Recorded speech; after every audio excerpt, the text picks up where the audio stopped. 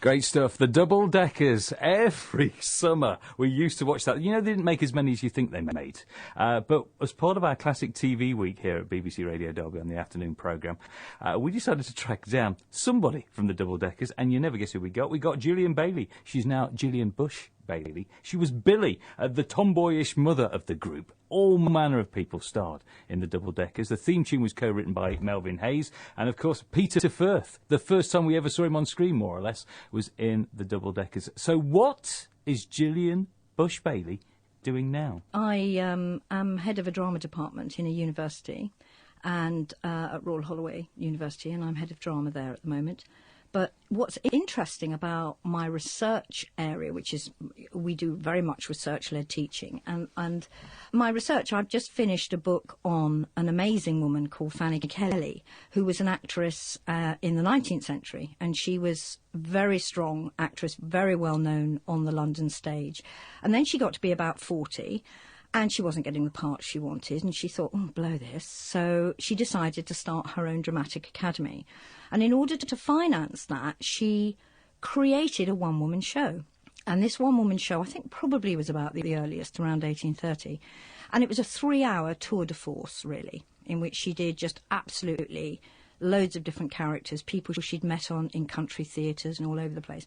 But one of the things that really drew me to her work was that she had started as a child actress, aged 7, on Drury Lane stage. And I got fascinated by what she talked about her own experiences as a child actress. So gradually, having written the book, I decided actually I wanted to start to think about how I work as a theatre historian and how I might link her stories as a child performer with my own. So I'm currently doing a performance paper, which is only about 30 minutes or so, in which I talk about her work, I talk about her reminiscence, and then I push up some bits from YouTube, from Here Come the Double Deckers, and talk about that experience, those relationships between the other children, what I thought, the dances, the fact I loved the dances. I always wanted to do the dances. I enjoyed filming the dances hugely. And a lot of them didn't really like doing the dances, particularly the boys. They weren't that keen. And so this particular piece of YouTube I use shows one of the dances, me dancing with Robbie the Robot, this was one of my favourite dances, and the boys all sitting at the back. But just kind of thinking about how it was to be a child performer in 1960s, 70s, and how it was in the early part of the 19th century when Fanny Kelly was working as a child. So it's been really interesting that it's come full circle. So having, as you say, moved away from acting, having really thought, OK, this is enough. I've had a great career. I'm going to go on and do something else. And I went to university and I did a PhD and I started work as a lecturer and as a researcher.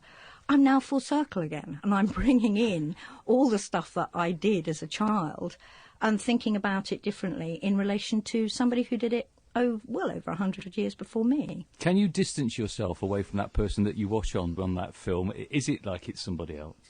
Yeah, very much so. It took me back to looking through.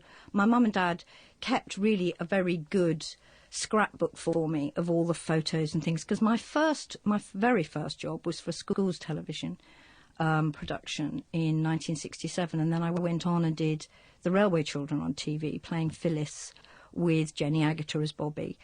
And we did the last black and white Railway Children that was done as a Sunday serial. So I sort of start there and then move on into, by the time I was doing Double Deckers, I thought I was the most experienced actress in the world, and was very, very pleased with the fact that I was really a professional, and some of these children were not. And I think I was probably completely unbearable on the set, but I loved it. I worked very hard, and I think that's one of the things that I've been talking about in my research now. And in fact, I'm working with a colleague in Birkbeck University, and we are just about, hopefully, to do a conference on the performing child all over the world, thinking about the way that children perform and why it's important within the cultural imagination, really, to have children on screen and on stage, on Billy Elliot or any of these big shows that have a child at the centre, and what that means and why people want to see children on TV and on the stage. Elstree was a busy place when you were putting this together. You must have met all manner of people in the corridors. were you ever starstruck when you were doing it, or were you the star? And what you've just told me, were you the star, and they had to come and see you? Well, it was interesting because it wasn't quite the corridors. It wasn't like the BBC. The BBC, when I worked there, I was very aware of the star system, as it were. And you'd go along the number one dressing rooms and you go, oh, look, there's Paul Schofield in that dressing room and there's something else in that dressing room. But I think when we were at Elstree was a huge film set. So we had our stage, our film set stage. And Double Deckers created a whole load of porter cabins where we had our dressing rooms and our rehearsal room. And then we also, of course, had a schoolroom, which I never went to, because why would you want to go to school when you could rehearse another dance? I mean, what would be the point of that? Hence, when I actually got into my 30s and thought, no, I have no education whatsoever, I think I better go to university. Unfortunately, somebody took a punt on me and said, go on then, do an undergraduate degree, and so I did. But no, I was very aware, the Railway Children, actually, the film, which Jenny Agutter became so very famous for, that was being made at Elstree at the same time. And Lionel Jeffries, Sally Thompson played the part I'd played on telly. And it was great frustration to me that when Lionel Jeffries was casting, he didn't see me even for the part of Phyllis, and I was very upset. And somebody said to me afterwards, oh, well, he thought you overacted. So I thought, oh, okay, fine. I'll show him now. Yeah. So overact, you haven't seen anything yet. Here's Double Deckers. So at 15, I was already quite used to not getting work. I mean, certainly I didn't think of myself as a star in any way. I very much thought of myself as a working actress.